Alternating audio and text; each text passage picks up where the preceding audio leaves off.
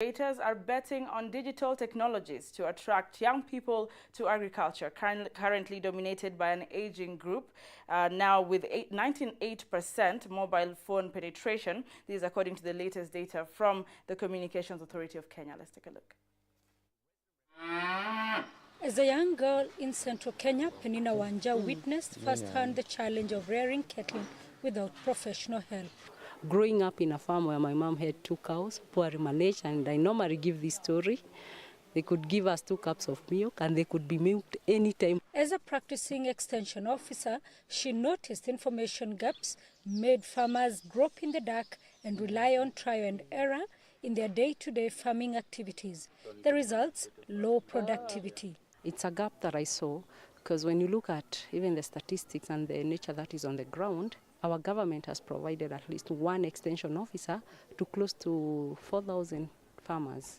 So there is actually a need for these critical services. It is then that she came up with DigiCow, a mobile phone application offering expert advice to farmers that also allows them to keep up-to-date records.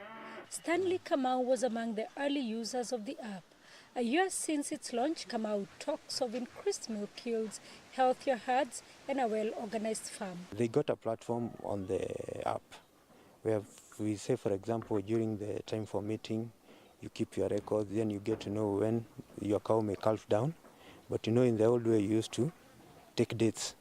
You do the cumbersome work of counting down. 80% of Kenya's population is made up of small-scale farmers, according to the World Bank. DigiCow is an example of how technology can be used to bridge the knowledge gaps in the sector. It is also a way of encouraging Kenya's unemployed youth to farm, according to Boniface Akuku, an information and communications expert in Nairobi. Research says that the average age of a Kenyan farmer is 60. Which is almost a retired person. That's the age of either going to retirement or almost a retired person. That person has no energy. So what we need is what I would call mind change philosophy.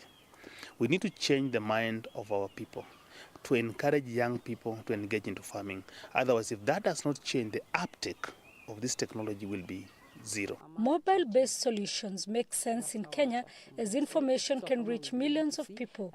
Wanja says 3,500 farmers use her app. African agriculture must be disrupted, and we have no way about it.